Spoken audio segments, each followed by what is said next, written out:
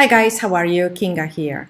With the release of GA4, I wanted to create a really quick video to show you how to make sure you have your UTMs structured in Klaviyo so you can have a clear view on how your flows and campaigns are performing in Google Analytics.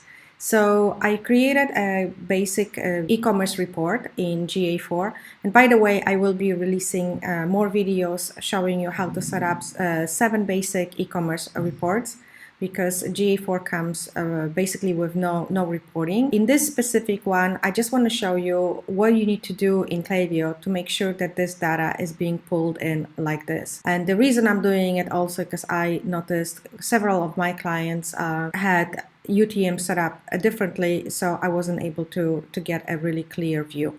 So in order to do this, you need to go to Klaviyo, and all you need to do is go to your settings, and then from settings you go to other and then UTM tracking, and all you need to do is make sure that your UTM settings here are set up basically as default by Klaviyo.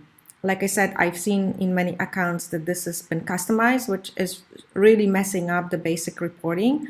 So for now, I feel like until we all master what's going on, it's good if this is set up, or maybe for like people that are not super advanced, just set it up as default. This way you will be able to pull in very clear data into your GA4 reporting.